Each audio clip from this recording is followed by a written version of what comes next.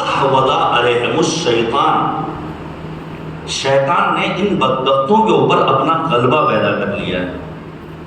جب شیطان کسی کے اوپر حاوی ہو جاتا ہے تو بسر سعد کے لشکر میں چلا جاتا ہے، یزیدی فوج میں شمار ہونے لگتا ہے، اسے اس بات کا احساس تک نہیں ہوتا۔ آپ پڑھیے گا، میں واقعہ کربلا سے 2 نمونے آپ کے سامنے پیش کروں۔ سرکار سید الشہداء کے اصحاب میں ایک صحابی ہے قبیلہ ہمدان کا۔ جب بسر سعد کربلا پہنچ گیا ہے تو بہت سارے لوگوں نے جا کر عمر سعد سے ملاقات کی ہے۔ یہ مولا کا صحابی کہتا ہے مولا اجازت دیجیے میں بھی جانا چاہتا ہوں، اسے دعوت حق دینا چاہتا ہوں۔ مولا کا بہت سارے لوگ گئے، کوئی فائدہ نہیں ہوا۔ اس کا اصرار بڑھا، جب اصرار بہت زیادہ بڑھا مولانا کا بسم اللہ جانا چاہتے ہو تو جاؤ۔ وہ جاتا ہے اور جانے کے بعد کیا دیکھتا ہے کہ بسر سعد اپنے اسلحوں پر دھار رکھ رہا ہے، سر جھکائے بیٹھا ہوا ہے۔ جیسی اسے آہٹ محسوس ہوئی، دیکھا قبیلہ ہمدان کا رہنے والا، اس کا جاننے والا ہے، تم نے مجھے سلام نہیں کیا، اولست مسلما، کیا تم مجھے مسلمان نہیں سمجھتے ہو؟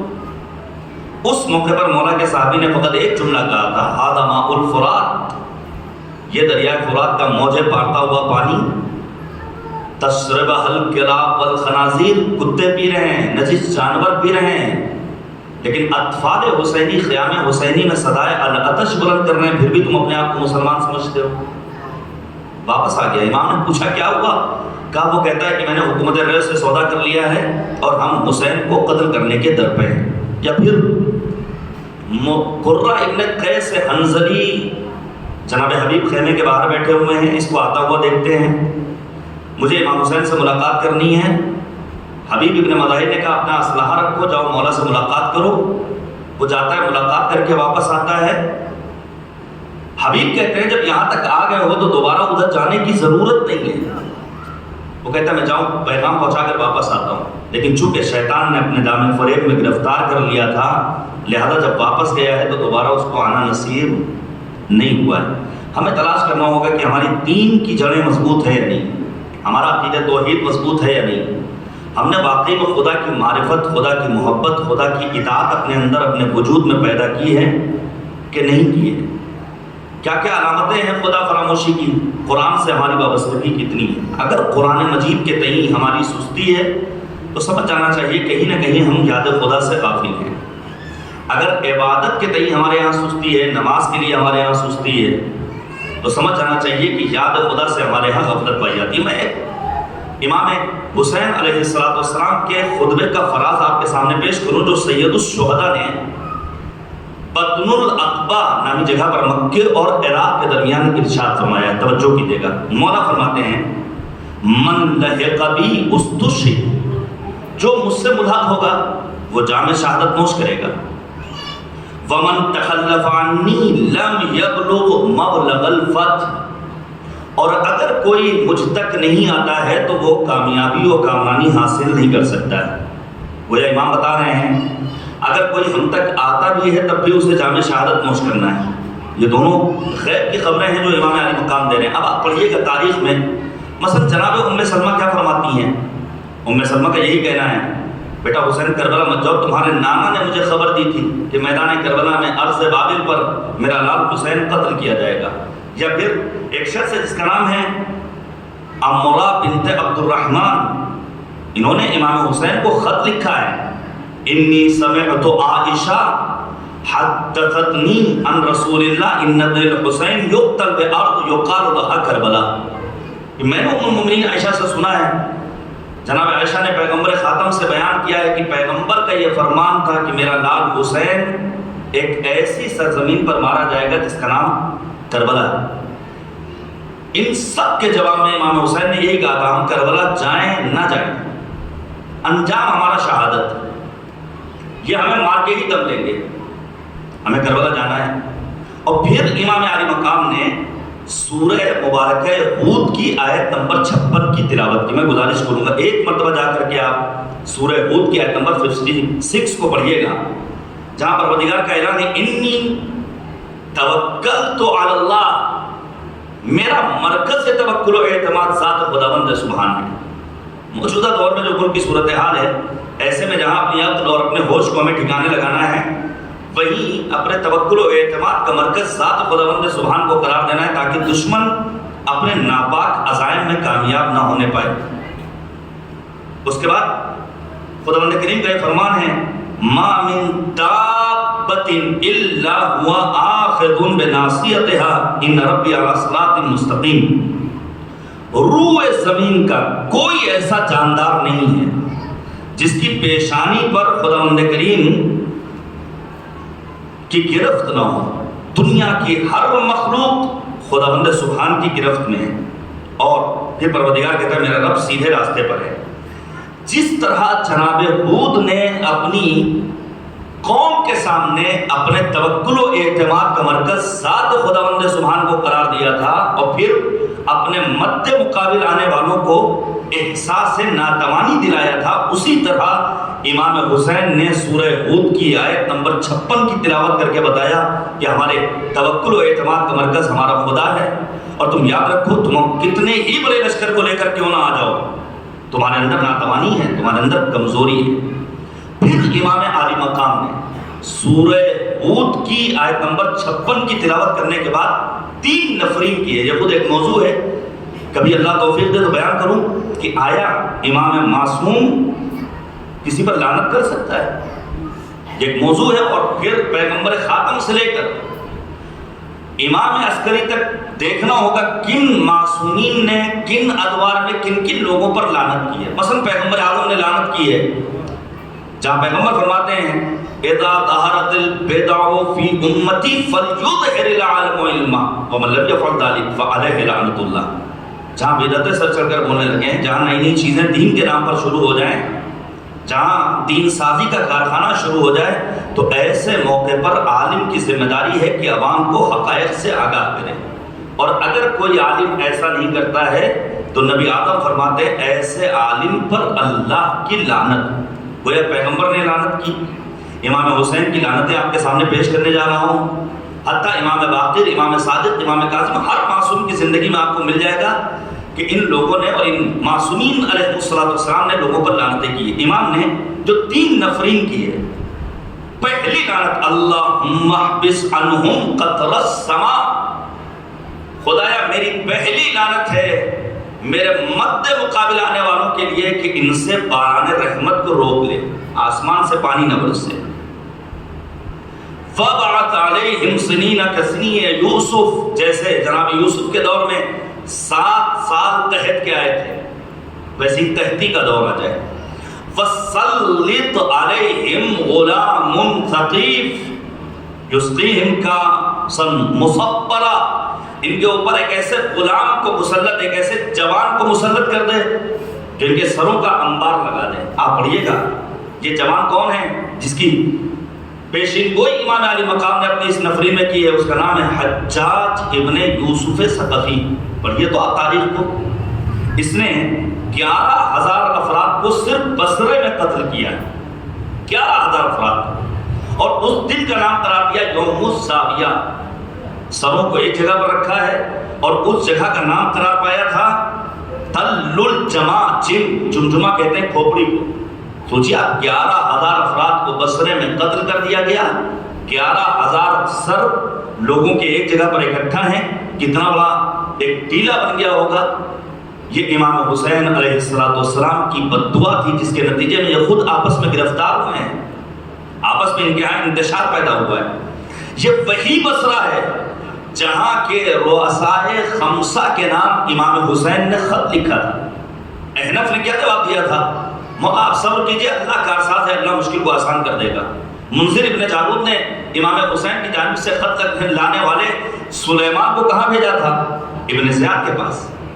صرف 3 افراد وہ ہیں جنہوں نے امام کی آواز پر لبیک کہا، اور پھر بصرے کا عالم کیا ہوا کہ امام کی بددعا اور نفرین کے نتیجے میں ایک دن میں 11,000 افراد کو قتل کر دیا گیا۔ ابن زیاد نے کتنے سال زندگی بسر کی ہے بعد روز عاشورہ، سن 61 میں عاشورہ ہوا ہے، امام حسین کی شہادت ہوئی ہے، محض 5 یا 6 برس زندہ رہا ہے، اس کے بعد اس کا انجام کیا ہوا ہے؟ کیسی جنایات کے مرتکب ہوئے یہ افراد؟ نہیں، آپ اس دور کو چھوڑ دیجیے، اپنے دور میں دیکھ لیجیے، صدام کے بارے میں کیا کوئی تصور کر سکتا تھا کہ پھانسی پہ لٹکایا جائے گا؟ آپ قرآن پڑھیے 400 سال کی مہلت دی ہے کریم پروردگار نے فرعون کو، لیکن اس کے بعد انجام کیا ہوا؟ غرقیاب ہوا یا نہیں ہوا؟ قذافی کا جنازہ کوڑے کے ڈھیر پر ملا یا نہیں ملا؟ یہ وقت کے ظالموں کو سمجھ لینا چاہیے، جتنا ظلم کرنا ہو کر لو، لیکن آخرکار انجام تمہیں خدا کی بارگاہ میں ذلیل و رسوا ہونا ہی پڑے گا۔ دنیا سمجھے تو ہم نے تو ظالمین کی ایک لمبی فہرست تیار کر رکھی ہے۔ قرآن نے اشارہ کیا معصومین علیہ السلام کی زندگیوں میں، ہم دیکھتے ہیں امام حسین علیہ السلام نے خوبصورت جملہ ارشاد فرمایا ہے۔ مولا فرماتے ہیں السابقون الی ظل العرش طوبی لہم، جو کار خیر کی طرف سبقت کرنے والے ان کے لیے بشارت ہے۔ کون ہے کار خیر کی طرف سبقت کرنے والے؟ الذین یقبلون الحق اذا سمعوا، وہ ہیں جو حق سننے کے بعد اسے قبول کرنے کا جذبہ رکھتے ہیں۔ صرف سنتے نہیں ہیں کہ ادھر سے سنا ادھر سے باہر نکال دیا، بلکہ اگر حق پیغام ان تک پہنچتا ہے تو اس پر عمل کرنے کی کوشش کرتے ہیں۔ وَيَبْطُلُونَهُ إِذَا سَأَلُوهُ، جہاں ضرورت محسوس ہوتی ہے وہاں بولتے ہیں، وہاں خرچ کرتے ہیں۔ بعض افراد، آپ توجہ کیجیے گا، میں پھر گزارش کر رہا ہوں کہ نہایت زیرکی، نہایت تیز ہوشی کے ساتھ ان افراد کو دعوت سخن دینا ہے جو واقعی میں ظاہر و باطن کے اعتبار سے ایک ہو۔ پورا واقعہ کربلا آپ پڑھ ڈالیے، کربلا کے واقعے میں جہاں ایک طرف یاد خدا سے غافل افراد امام حسین کے مقابل میں آئے تھے، وہیں دوسری طرف ایک بڑی تعداد تھی ایسے افراد کی جنہوں نے دین کی آڑ میں منافقت کا چولا پہن رکھا تھا۔ ظاہر ہے کافر کو جدا کرنا، مشرک کو جدا کرنا بہت آسان ہے، لیکن منافقت ہمیشہ دین کے لباس میں آتی ہے۔ وہ آپ کو مذہبی بز میں نظر آئیں گے اور پھر دین کے نام پر وہ ایسے کام کریں گے جس کے ذریعے دین کی بنیادوں کو کمزور کیا جائے۔ بعض افراد ہوتے ہیں جب خصوصی نشستیں ہوتی ہیں تو ایسی جگہوں پر پہنچنے کے بعد وہ مرجعیت کی بھی باتیں کرتے ہوئے نظر آتے ہیں، وہ ولایت فقیہ کا دم بھرتے ہوئے بھی نظر آتے ہیں، وہ اسلامی انقلاب کا دفاع کرتے ہوئے بھی نظر آتے ہیں، لیکن یہی وہ افراد ہیں جو ممبر پر آنے کے بعد ملأ عام میں بڑے مجمع میں اس قسم کی باتوں کو کرتے ہوئے گھبراتے ہیں۔ حتیٰ صورتحال تو یہاں تک ہو گئی، مجلس ہو رہی ہے، جناب شہید سردار قاسم سلیمانی کی یاد میں نام لے کر کے ان کے لیے خطیب فاتحہ نہیں پڑھواتا ہے کہ کہیں فلاں ملک کا ویزا اسٹیمپ نہ کیا جائے۔ ایسے میں ضرورت ہے کہ ہم امام عالی مقام کے اس فکر کو مد نظر رکھیں جہاں امام فرماتے ہیں کہ ہمارا چاہنے والا وہ ہے جب اس سے مانگا جائے گا تو وہ خرچ کرے گا، جان، مال، اپنی عزت، اپنا گھر بار، اپنا لہجہ، اپنی آواز، اپنی گفتار۔ اور پھر فرمایا وَيَحْكُمُونَ لِلنَّاسِ كَحُكْمِهِمْ لِأَنفُسِهِمْ، لوگوں کے سامنے ویسی ہی قضاوت کرے گا جیسے وہ خود اپنے لیے قضاوت کرتا ہے۔ اب میں آپ کے سامنے اصلاح کا ایک پہلو عرض کرنا چاہتا ہوں جو نہایت اہم ہے۔ معمولاً ہمارے یہاں اختلافات کی ایک بنیادی وجہ یہ ہے، بات ہم بھی وہی کہتے ہیں، ہمارے گھر کا بزرگ بھی وہی کہتا ہے، بات بہو بھی وہی کہہ رہی ہے، ساس بھی وہی کہہ رہی ہے، صرف اور صرف زاویہ دین میں فرق ہے، نتیجہ غلط نکالا جاتا ہے۔ امام عالی مقام نے کربلا کے میدان میں پہنچنے کے بعد اور راہ کربلا میں سب سے اہم کام کیا کیا ہے کہ لوگوں کے زاویہ دید کی اصلاح کی ہے۔ آپ توجہ کیجیے گا، موسم الحمدللہ بفضل خداوند سبحان سازگار ہو گیا ہے، وگرنہ گرمی شدید تھی۔ فرض کیجیے شدید گرمی کا موسم اور آپ یہاں سے اندور جا رہے ہوں، ہائی وے پر اگر آپ کا مسلسل آنا جانا ہے تو آپ جانتے ہیں کہ کہاں پر روڈ کیسی ہے، کہاں پر ٹریفک ملے گا، کہاں پر کیا ہوگا، لیکن ایک اجنبی انسان جس کا آنے جانے کا سلسلہ اس ہائی وے پر کم ہے، جب تمازت آفتاب اور سورج کی شعاعیں سڑک پر پڑتی ہیں تو وہ انسان جو مثلا پہلی بار جا رہا ہے، گاڑی پر بیٹھا ہوا ہے، فور ویلر سے سفر کر رہا ہے، وہ زاویہ دید کا دھوکہ کہتا ہے مولانا آگے پانی بھرا ہوا ہے، ڈامر روڈ ہے، چونکہ سورج اس کے اوپر پڑ رہا ہے اور آفتاب کی شعاعیں اس کے اوپر بکھری ہوئی ہیں، لہذا اس کی نگاہ خطا کر رہی ہے۔ کیا کہہ رہا ہے کہ پانی بھرا ہوا ہے۔ قرآن بھی کہتا ہے یحسبہ الظمآن ماء، بعض افراد شراب کو پانی سمجھ بیٹھتے ہیں، جیسے جیسے آگے بڑھتے جاتے ہیں پھر انہیں اندازہ ہوتا ہے کہ نہیں یہ تو سراب ہے، پانی نہیں ہے۔ ہاں جو مسلسل ڈرائیو کر رہا ہے وہ یہی کہتا ہے نہیں بھیا یہ تمہاری نگاہ کی خطا ہے، ہم مسلسل آتے جاتے ہیں یہاں پانی نہیں ہے۔ زاویہ دید نے کتنا بڑا اثر کیا ہے؟ ایک انسان جو سورج کی کرنوں کو پانی سمجھ رہا تھا وہ غلطی پر تھا، چونکہ اس نے زاویہ دید کو غلط اختیار کر رکھا تھا لہذا نتیجہ بھی غلط دے رہا تھا۔ جو مسلسل ڈرائیو کر رہا ہے چونکہ زاویہ دید اس کا ٹھیک ہے لہذا اس کا نتیجہ بھی بالکل صحیح ہے۔ نہیں اور واضح کر دور امام سید الساجدین زین العابدین حضرت علی بن الحسین علیہ الصلوۃ والسلام، توجہ کیجیے گا، امام سجاد کا دور ہے۔ ایک عالم اہل سنت ہے جس کا نام ہے حسن بصری۔ کون ہے حسن بصری؟ عالم اہل سنت۔ اس نے کیا اعلان کیا؟ وہ کہتا ہے بئس الشیء الولد، بدترین چیز ہے انسان کی اپنی اولاد۔ ابھی موجودہ دور میں ایک فیشن ہو گیا ہے بچے پیدا نہیں کرنا ہے، اور بعض افراد جب بچوں کی پیدائش ہوتی ہے کہیں لڑکی پیدا ہو گئی تو گھبرا جاتے ہیں، کیسے پڑھائیں گے، کیسے لکھائیں گے، کہاں سے شادی کریں گے، جبکہ شادی بہت معمولی چیز ہے۔ شادی میں ہے دو چیزیں ہیں، ایک واجب ایک مستحب۔ شادی سے آسان مذہب اسلام کا کوئی اور دوسرا قانون ہے ہی نہیں۔ واجب ہے مہر ادا کرنا، مستحب ہے ولیمہ کرنا، وہ بھی حسب حیثیت۔ اس کے علاوہ کوئی شادی میں کوئی چیز واجب ہو تو بتائیے، لیکن ہم نے کتنا اس کو مہنگا بنا دیا ہے، کتنے رسومات نے شادی کو جکڑ رکھا ہے۔ یاد رکھیے گا میرے عزیزو، شادی کو اسلام نے آسان بنایا تھا، طلاق کو اسلام نے سخت بنایا تھا۔ شادی کے لیے نکاح کے صیغہ اکتوبہ بھی جاری کر سکتے ہیں، ہمارے جعفری صاحب بھی جاری کر سکتے ہیں، اس کے لیے مول صاحب کا ہونا شرط نہیں ہے۔ البتہ شروع مت کر دیجیے گا آپ لوگ یہ کاروبار، ورنہ مول صاحب کہاں جائیں گے، شروع مت کیجیے گا۔ لیکن ضروری نہیں کہ کوئی عالم دین ہو، کوئی امامے والا ہو، کوئی ٹوپی شیروانی والا ہو، لیکن طلاق کے لیے شرط ہے کہ وہی صیغے جاری کرے گا جو عربی گرامر پر مکمل گرفت رکھتا ہو۔ اسلام نے شادی کو آسان بنایا تھا، ہم نے سخت بنا دیا۔ اسلام نے طلاق کو سخت بنایا تھا، ہم نے آسان بنا دیا۔ تو بعض افراد دوسرے مذاہب اور دھرم سے تعلق رکھنے والے اگر ابارشن کی طرف جاتے ہوں تو ہمیں ان سے نہیں کچھ لینا دینا ہے، اگرچہ قانوناً جرم ہے، لیکن ہمارے سماج کے افراد کیوں آگے بڑھ رہے ہیں؟ کیوں؟ کہاں سے کھلائیں گے، کہاں سے پلائیں گے؟ مہنگائی بہت زیادہ ہے۔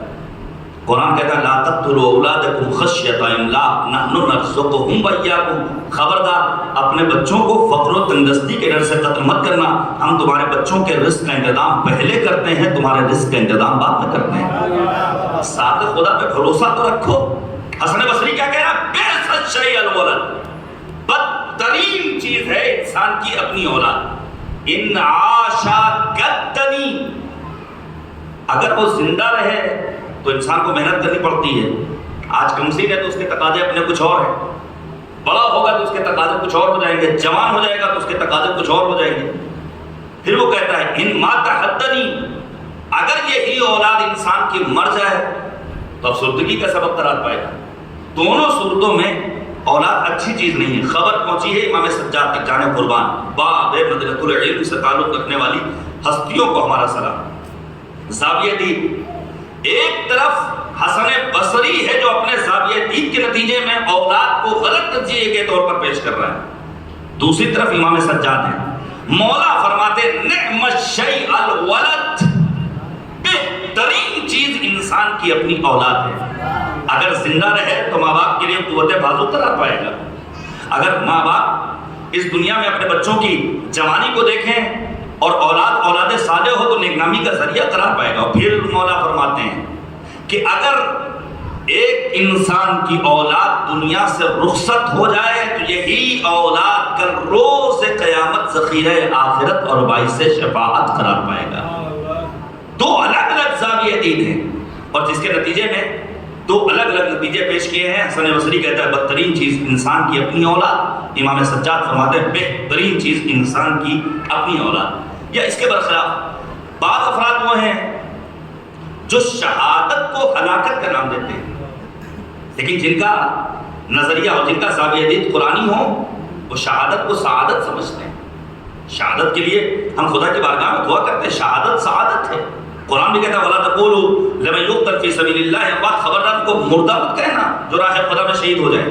یاد رکھیے گا میرے عزیزو، امیر المؤمنین کا زاویہ دید قرآنی تھا، لہذا بار بار امیر کائنات پیغمبر خاتم سے سوال کرتے تھے، یا رسول اللہ مجھے شہادت کب ملے گی، یا رسول اللہ میں شہید کب ہوں گا۔ جنگ احد کے موقع پر آخر کار نبی آدم نے سوال کیا، یا علی کیف صبرک علی الشہادہ، شہادت کے ہنگام تمہارے صبر کی کیفیت کیا ہوگی؟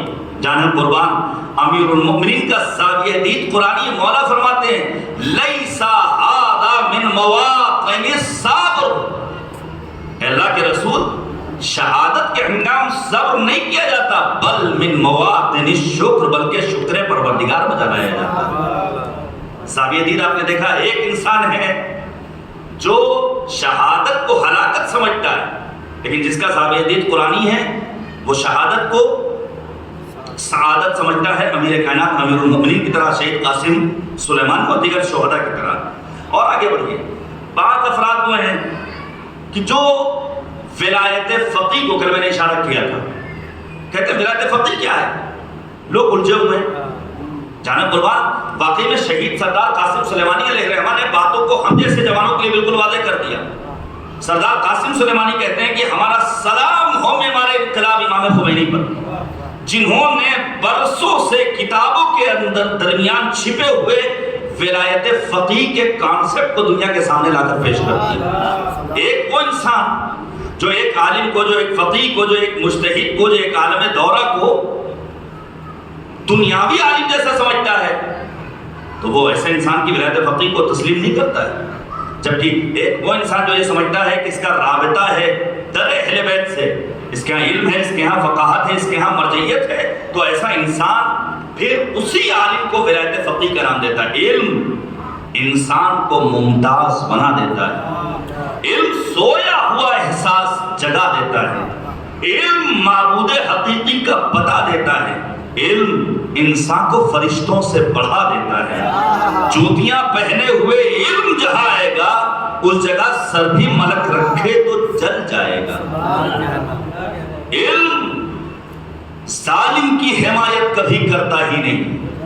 آپ کی خدمت میں عرض کر دوں، اگر کہیں آپ کو ظالم و جابر حکمرانوں کی حمایت کرتے ہوئے مقدس لباس سے وطن کرنے والے نظر آ جائیں تو سمجھ جائیے گا یہ علم نہیں ہے، یہ علم کے نام پر لباس پہن کر لوگوں کو دھوکہ دیا جا رہا ہے۔ علم ظالم کی حمایت کبھی کرتا ہی نہیں، علم مذہب سے بغاوت کبھی کرتا ہی نہیں، علم جھوٹوں کی حمایت کبھی کرتا ہی نہیں، علم اشکوں کی تجارت کبھی کرتا ہی نہیں، علم کے پاس کبھی رزق نہیں آ سکتا، علم کا سایہ بھی اجڑ نہیں پا سکتا۔ اور پھر شاعر یعقوب کہتے ہیں جناب رضا سلسوی کہ علم کا شہر محمد ہے تو در ہے حیدر، علم کا دل ہے محمد تو جگر ہے حیدر، علم کا نور محمد تو نظر ہے حیدر، علم کا شمس محمد تو قمر ہے حیدر۔ جو رضا علم کی توقیر نہیں کر سکتا وہ عزاداری شبیر نہیں کر سکتا۔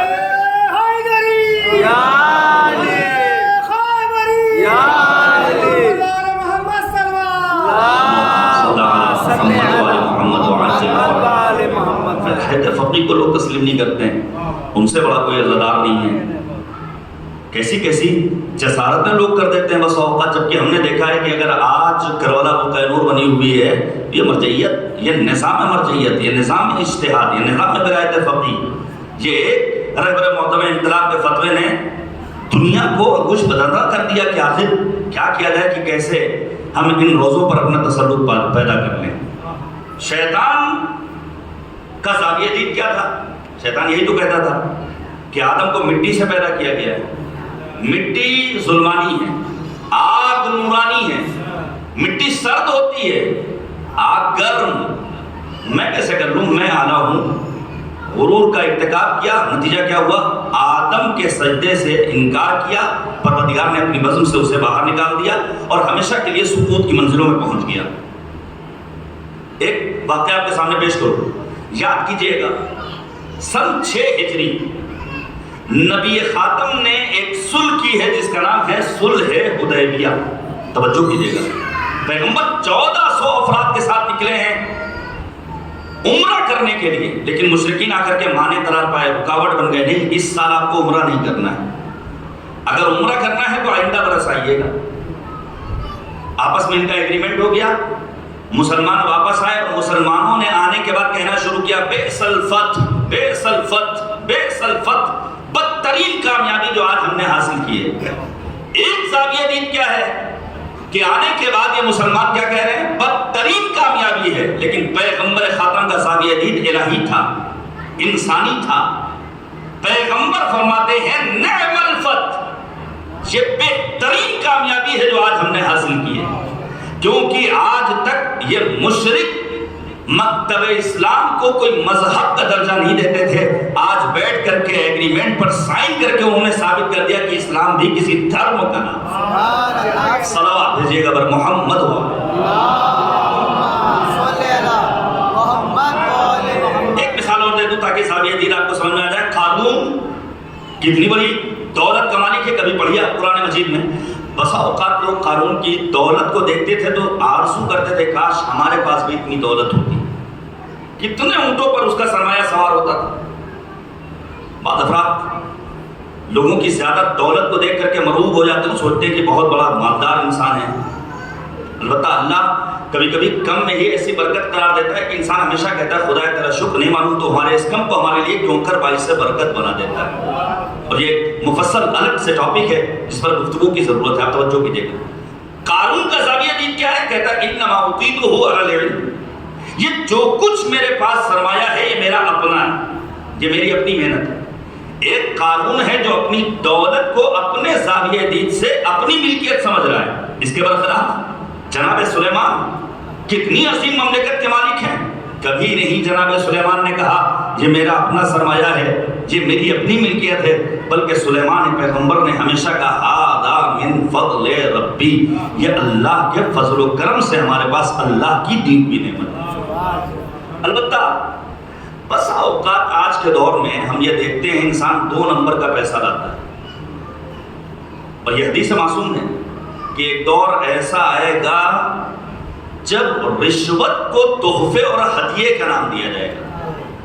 یہ دور وہی ہے زیر میزی، جہاں رشوت کو تحفے اور ہدیے اور گفٹ کا نام دیا جا رہا ہے.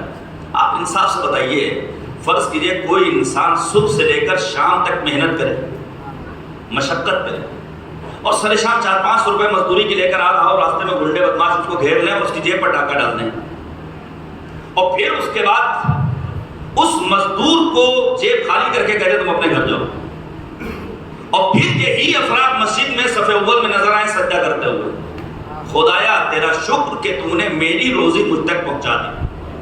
تو کیا ھذا من فضل ربی کہنے کے وہ حقدار ہیں؟ سمجھ میں ایسے افراد کو بھی متوجہ کرنے کی ضرورت ہے جو دوسروں کی جیبوں پر ڈاکہ ڈالتے ہیں اور پھر نمازیں پڑھتے ہوئے نظر آتے ہیں اور کہتے ہیں خدایا تیرا شکر کہ تو نے میرا رزق مجھ تک پہنچا دیا ہے. وہ سلیمان پیغمبر جو کیا کہتے ہیں ھذا من فضل ربی. اب سوچئے امام عالی مقام سید الشہداء فرزند رسول مصباح الہدیٰ قتیل نینوا چہرہ اسلام کے ضیاء حضرت امام حسین علیہ السلام.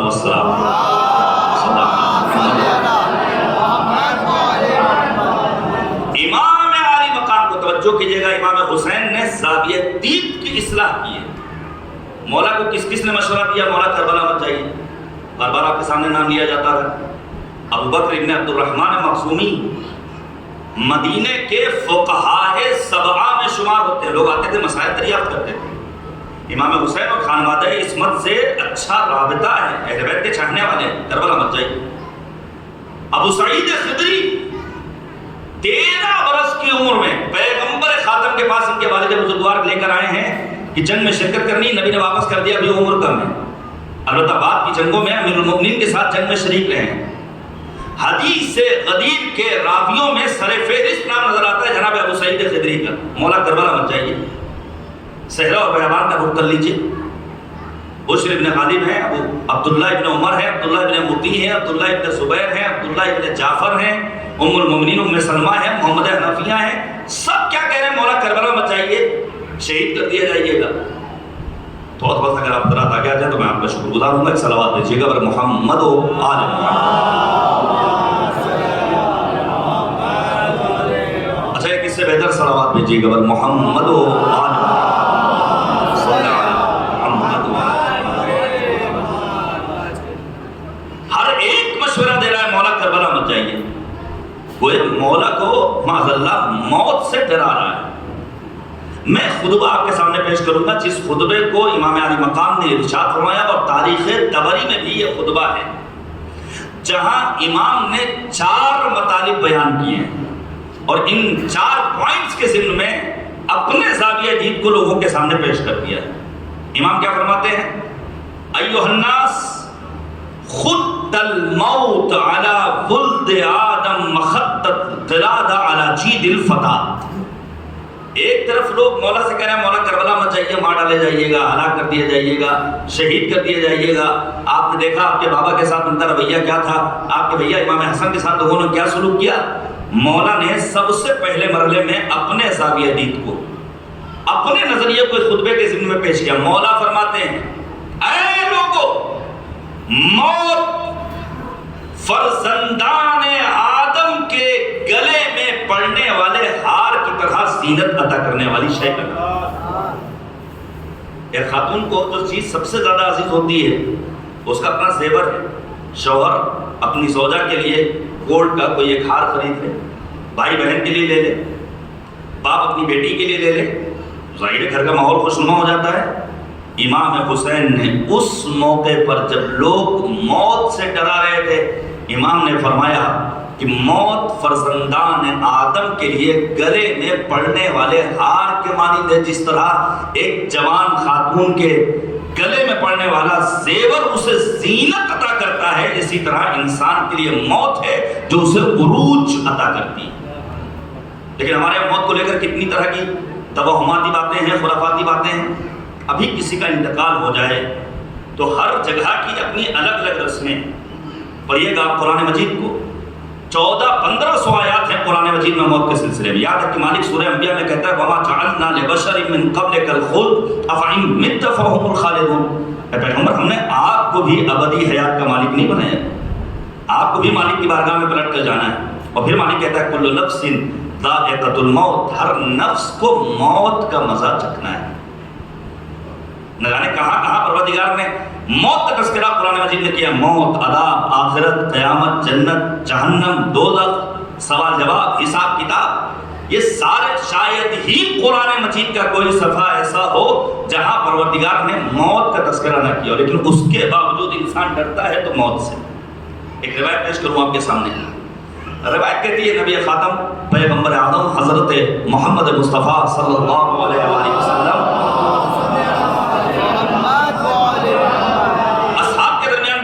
پیغمبر نے سوال کیا عقل مند انسان کون ہے؟ تو اصحاب پیغمبر تھے، دوست تھے. انہوں نے فوراً کہا اللہ بہتر جانے، اللہ کا رسول بہتر جانے، یا رسول اللہ آپ ہی بتائیے.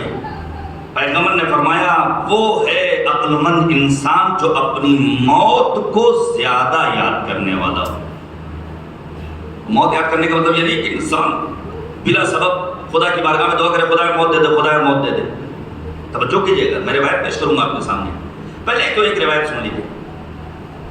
روایت کہتی ہے نبی آدم خطبہ دے رہے ہیں، عذاب پروردگار کا تذکرہ کر رہے ہیں. ایک جوان پہلی صف میں ہے جو عذاب پروردگار کا تذکرہ سنتا ہے تو اس سے برداشت نہیں ہوا. اس نے فوراً خدا کی بارگاہ میں دعا کی خدایا میرے اندر اتنی طاقت نہیں کہ میں کل روز قیامت تیرے عذاب کو برداشت کروں. تو مجھے موت دینا چاہتا ہے موت دے دے، تو مجھے مریض کرنا چاہتا ہے مریض کر دے. روایت کے فتنے ہیں کہ آئندہ روز پیغمبر خاتم نے جب اسے صف نماز میں نہیں دیکھا سوال کیا آخر وہ جوان کہاں ہے جو کل تھا؟ لوگوں نے بتایا مریض. پیغمبر اس کی عیادت کے لیے گئے. رسول اکرم فرماتے ہیں اے جوان کل تو ٹھیک تھا، یاد اچانک مریض کیسے ہو گیا؟ وہ کہتا ہے یا رسول اللہ جب آپ نے عذاب پروردگار کا تذکرہ کیا تو میں نے خدا کی بارگاہ میں دعا کی تھی خدایا چونکہ عذاب برداشت کرنے کی میرے اندر توانائی نہیں ہے، اسی دنیا میں جو سزا دینی ہو دے دے. موت دینا ہو موت دے دے، بیمار کرنا ہو بیمار کر دے، مریض کرنا ہو مریض کر دے۔ اللہ نے دعا قبول کر لی، میں مریض ہو گیا۔ صرف ایک جملہ روایت کہتی ہے پیغمبر آدم مسکرائے، پیغمبر فرماتے ہیں جوان کیا تو نے خدا کو بخیل سمجھ رکھا ہے جو تو اپنے مرض کا مطالبہ کر رہا ہے؟ اگر تجھے خدا کی بارگاہ میں دعا کرنی تھی تو تیری دعا یہ ہونی چاہیے تھی ربنا آتنا فی الدنیا حسنہ وفی الآخرۃ حسنہ وقنا عذاب النار۔ پروردگار مجھے دنیا میں بھی سعادت مند بناتا، آخرت میں بھی کامیابیاں تیرے قدم چومتی۔ امیر المؤمنین فرماتے ہیں کہ اگر بندوں کو جنت میں پائی جانے والی نعمتوں کا اندازہ ہو جائے تو کبھی بھی انسان اس دنیا میں زندہ رہنے کی توقع نہیں رکھ سکتا، بلکہ وہ یہ چاہے گا خدایا جتنی جلدی ممکن ہو ہمیں اٹھا لیا جائے۔ اسی لیے دعائے مکارم الاخلاق کا مشہور و معروف فقرہ ہے۔ میں پھر عرض کروں گا کہ ہمیں اور آپ کو امام معصوم کی دعاؤں کی طرف آنا پڑے گا، بالخصوص صحیفہ سجادیہ میں موجود دعاؤں کی طرف آنا پڑے گا۔ دعائے مکارم الاخلاق میں امام سجاد کیا فرماتے ہیں؟ امرنی ما کان عمری بضلة فی طاعتک فاذا کان عمری مرتعا للشیطان فاقبضنی الیک۔ آپ انصاف سے بتائیے جو ہریانہ میں ہوا ہے، جو منی پور میں ہو رہا ہے، جو ہندوستان کے مختلف علاقوں میں ہو رہا ہے، کیا واقعی انسان ان کاموں کو انجام دے سکتا ہے جس کو دیکھ کر انسانیت شرمسار ہو جائے؟ کیا کبھی ہم نے اپنے ملک کے سلسلے میں یہ سوچا تھا کہ ایسا بھی دور ہمیں اپنی نگاہوں سے دیکھنا پڑے گا؟ شاید ایسے ہی افراد کے لیے امیر بیان سخن امیر المؤمنین نے فرمایا تھا ہر چلتے پھرتے انسان کو انسان مت سمجھ لینا، الصورت صورت انسان والقلب قلب حیوان، یہ دیکھنے میں تو انسان کے مانند ہیں وگرنہ ان کے دل جانوروں سے بھی زیادہ بدتر ہے۔ ذالک میت الاحیاء، یہ چلتی پھرتی لاشیں ہیں جو تمہارے درمیان نظر آ رہی ہیں۔ امام کیا فرماتے ہیں دعائے مکارم الاخلاق میں؟ خدایا اس وقت تک زندہ رکھنا جب تک میری عمر تیری عبادت و اطاعت میں بسر، لیکن جب میری عمر تیری عبادت و اطاعت کی راہ سے ہٹ جائے اور شیطان کی چراگاہ بن جائے فاقبضنی الیک، تو مجھے موت دے دینا۔ چراگاہ میں کیا ہوتا ہے؟ چراگاہ میں جب جانور پہنچتا ہے تو کس پتے کو کھا رہا ہے، کس درخت کو نقصان پہنچا رہا ہے؟ چراگاہ کا مالک جانور کے مالک سے نہیں کہہ سکتا ہے کہ تمہارے جانور نے ہمارے درخت کو نقصان پہنچایا۔ جب انسانی زندگی شیطان کی چراگاہ بن جاتی ہے تو دیکھتا ہے تو شیطان کی آنکھوں سے، سنتا ہے تو شیطان کے کانوں سے، چلتا ہے تو شیطان کے قدموں سے۔ پہلا جو زاویہ دید کا نمونہ امام نے پیش کیا اپنے خطبے میں وہ کیا ہے؟ تم نے موت کو ہلاکت کا نام دیا تھا، تم نے موت کو فنا کا نام دیا تھا، ہم اس موت کو اپنے لیے زینت بنا کر پیش کر رہے ہیں۔ یہ ہم نے جناب علی اکبر کیا دیکھا ہے؟ ابھی کربلا نہیں پہنچے امام علی مقام، عالم رویا میں کلمہ استرجاع انا للہ و انا الیہ راجعون۔ بابا جان خیریت، اول لسنا علی الحق، کیا ہم حق پر نہیں ہیں؟ امام نے کیا فرمایا؟ بیٹا اگر ہم حق پر نہیں تو کون حق پر ہوگا؟ اس موقع پر جناب علی اکبر نے امام حسین سے فرمایا تھا بابا اگر ہم حق پر ہیں تو کوئی پرواہ نہیں، موت ہم پر آ پڑے یا ہم موت پر جا گرے۔ جناب قاسم نے کیا جواب دیا تھا؟ الموت عندی احلی من العسل، موت میرے نزدیک شہد سے زیادہ شیریں ہے۔ پھر اس کے بعد دوسری چیز جو امام نے بیان فرمائی ہے اپنے خطبے میں، رضا اللہ رضانا اہل البیت، ہم اپنی مرضی کے مالک نہیں ہیں، ہماری مرضی وہی ہے جو اللہ کی مرضی ہے۔ ہمارا ہر قدم رضائے پروردگار کے حضور کی خاطر ہے۔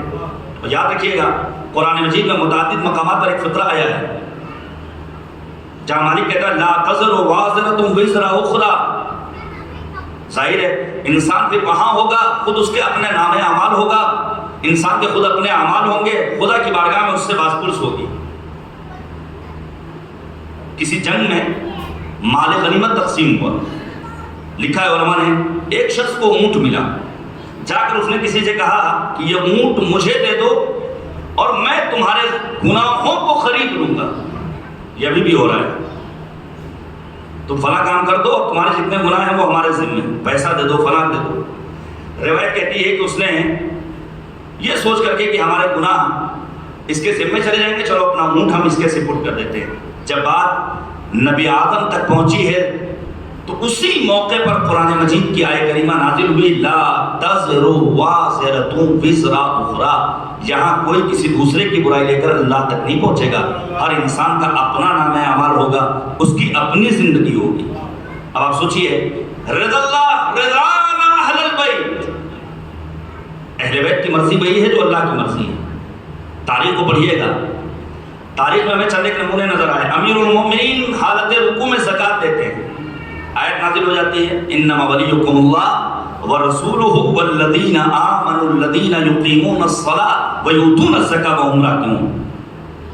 علی نے انگوٹھی دی ہے تو اس فکر سے نہیں دی ہے کہ قرآن کی آیت نازل ہوگی، قرآن آیت کریمہ نازل ہو گئی۔ امیر المومنین کی انگوٹھی دینے کے بعد نہ جانے کتنے لوگوں نے کتنی انگوٹھیاں دی، کوئی ایک آیت کریمہ نازل نہیں ہوئی۔ شب ہجرت بستر نبوت پر امیر المؤمنین آرام کرتے ہیں، چونکہ اللہ کی مرضی سے بھی یہ تھی کہ علی آرام کریں تاکہ نبی بچ جائیں۔ قرآن کریم کی آیت کریمہ نازل ہوئی، من الناس من یشری نفسہ ابتغاء مرضات اللہ واللہ رؤوف بالعباد، ہیں ایسے بندے جو اللہ سے سودا کر لیا کرتے ہیں اور اللہ کی مرضی کا اپنے آپ کو مالک بنا لیا کرتے ہیں۔ پھر فرماتے ہیں نصبر علی بلائے، زاویہ دین کو بدلا ہے، تم بلاؤں کو مصیبت بنا کر پیش کر رہے ہو، لیکن ہم ان بلاؤں پر صبر کرنے والے ہیں۔ قرآن مجید میں دو مقامات پر تحفے درود و تحیت و صلوات و سلام کا تذکرہ ہے۔ ایک آیت کریمہ تو ہمارے بچوں کو بھی یاد ہے، ان اللہ و ملائکتہ یصلون علی النبی یا ایھا الذین آمنوا صلوا علیہ وسلموا تسلیما، صلی علی محمد۔ یہ آیت کریمہ بچوں کو بھی یاد ہے، لیکن دوسری وہ جگہ جہاں اللہ کی جانب سے تحفے درود و تحیت و صلوات و سلام کا تذکرہ ہے، وہ ان افراد کے لیے جو مصیبتوں کے ہنگام صبر کرتے ہیں، اولئک علیہم صلوات من ربہم ورحمہ، جو مصیبتوں کے موقع پر صبر کرتے ہیں اللہ کی جانب سے، ان کے لیے تحفے تحیت ہے، تحفے درود ہے، تحفے سلام ہے۔ اور پھر امام فرماتے ہیں من کان باطلا فینا مہجتہ فلیرحل معنا۔ یاد رکھیے گا میرے عزیزو، ابھی ایران کے ایک معروف خطیب نے ایک بہت ہی پیاری بات کہی ہے جسے ابھی ہمارے جوانوں کے لیے ہضم کرنا ذرا سا مشکل کام ہے۔ انہوں نے کہا ہے کہ اگر مفہوم میں عرض کر رہا ہوں، ماتم داروں کی صف میں ایسے ماتم کرنے والے نہ ہوں جو وقت کے تاغوت سے لڑنے کا حوصلہ نہ پیدا کر سکیں، تو ظاہر ہے کہ اس بس میں وقت ابن زیاد بھی آ کر کے ماتم کی صف میں شریک ہو سکتا ہے۔ ماتم کی اصل کوالٹی کیا ہے کہ انسان وقت کے ظالم کو پہچانے، اس سے اظہار بیداری کرے۔ امام نے کیا فرمایا ہے؟ امام کہتے ہیں ہمیں بھیڑ بھاڑ لے جانے کی ضرورت نہیں ہے۔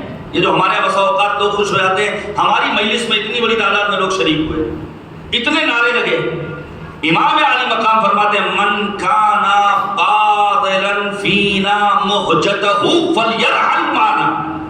ہمیں بھیڑ کی ضرورت نہیں ہے، ہمیں کثرت کی ضرورت نہیں ہے، ہمیں تعداد میں زیادہ ہونے کی ضرورت درکار نہیں ہے۔ ہاں، جو بھی ہماری راہ میں آنے کے بعد اپنی جان کو خدا کی راہ میں قربان کرنے کا جذبہ رکھتا ہو، بسم اللہ وائے ہم سے ملاقات ہو جائے۔ اس لیے امام کے ساتھ بالکل خالص افراد گئے تھے، حتیٰ وہ افراد بھی گئے ہیں جنہوں نے دوسرے مکتب فکر کو چھوڑا ہے، چاہے وہ جناب زہیر ہوں۔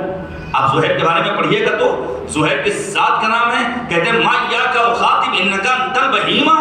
شمر کو چیلنج کیا جناب زہیر نے، چند گھنٹوں کے اندر زہیر نے امام علی مقام کی اتنی معرفت پیدا کر لی تھی کہ زہیر کہتے ہیں میرا مخاطب شمر تو نہیں ہے، تو تو جانور ہے میری نگاہ میں تو انسانوں سے گفتگو کر رہا ہوں، چاہے وہ جناب وہب کلبی ہو، مسیحی ہے، 17 دن ہوئے شادی کے، ابھی زوجہ کے ہاتھوں سے رنگے حنا بھی شاید نہیں ہوا ہے، لیکن کیا قربانی پیش کی ہے جناب وہب کلبی نے کہ جب سر آیا ہے تو ماں نے کہہ کر کے پھینک دیا، جو دے دیا نہ ہے حسین نے اسے واپس نہیں لیتے ہیں۔ چوب ابھی آپ نے دعائے کمیل کی تلاوت کی ہے، چوب خیمہ کو لے کر جب دشمنوں پر حملہ کرتی تو ایک جملہ کہتی الہی لا تقطع رجائی، خدایا میری امید کو منقطع مت کرنا۔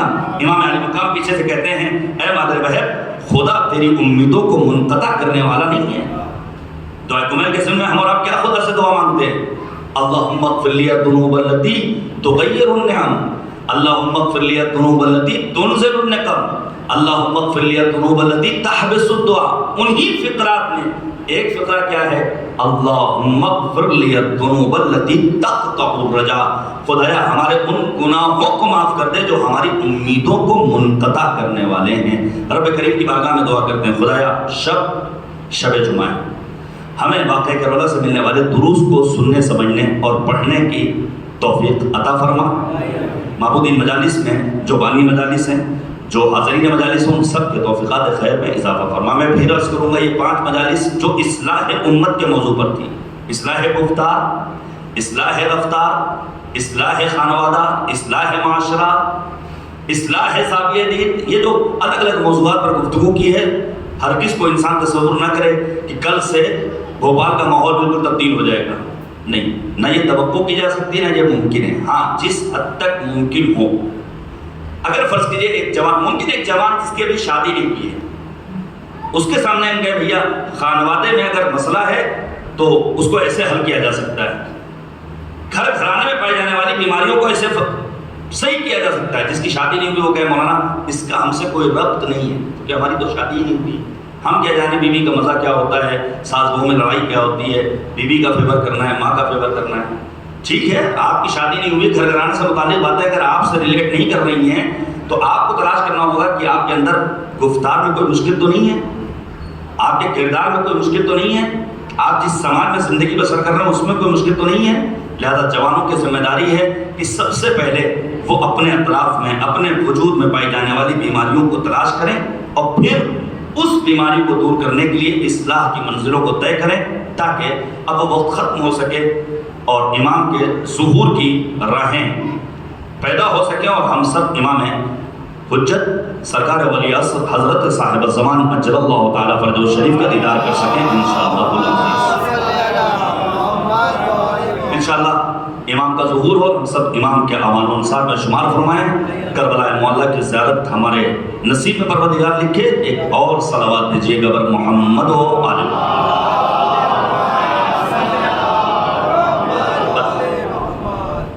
بہت ساری باتیں رہ گئی، حتیٰ سماج کی اصلاح کا بھی تذکرہ قرآن نے کیا ہے۔ یہ ہمارے وزیر اعظم سن لیں، یہ مختلف اسٹیٹس میں بیٹھنے والے وزرائے اعلیٰ سن لیں، ٹھیک ہے، ہمارا شہر بالفرض امنیت کی راہوں میں زندگی بسر کر رہا ہے، ہمارے یہاں اطمینان پایا جاتا ہے، لیکن قرآن مجید نے بیان کیا ہے سماج وہی آئیڈیل سماج کہلائے گا جہاں اقتصادی نظام مضبوط ہو، امنیت ہو، اطمینان ہو، لیکن اگر اقتصاد اور اکنامی کسی کی مضبوط نہیں ہے تو اس سماج کو آئیڈیل سماج نہیں کہا جا سکتا ہے۔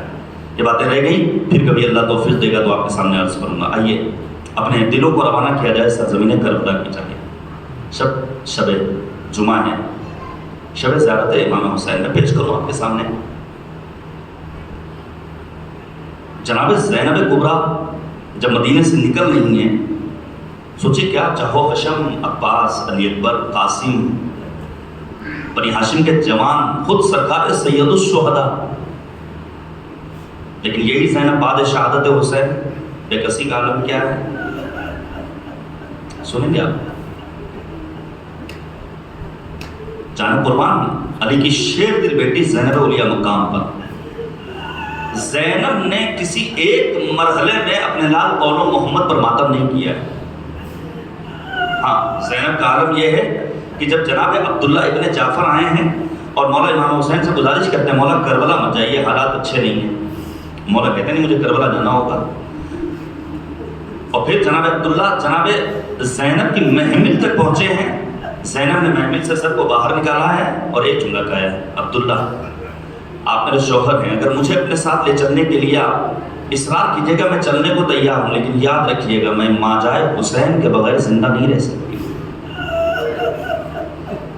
آپ تصور کیجیے شب عاشور کا وہ ہولناک، حتی شب عاشور جناب زینب کے خیمے میں امام علی مقام آئے اور آنے کے بعد کیا بہن ایسا نہ ہو کہ کل گرتی ہوئی لاشوں کو دیکھو، چمکتے ہوئے نیزوں کو دیکھو، شہادت کا بازار گرم ہوگا، تمہارا صبر کم ہو جائے۔ زینب اپنے بھائی امام حسین سے فرماتی ماجائے حسین جو میرے صبر کی کیفیت آج ہے یہی کیفیت کل بھی باقی رہنے والی ہے۔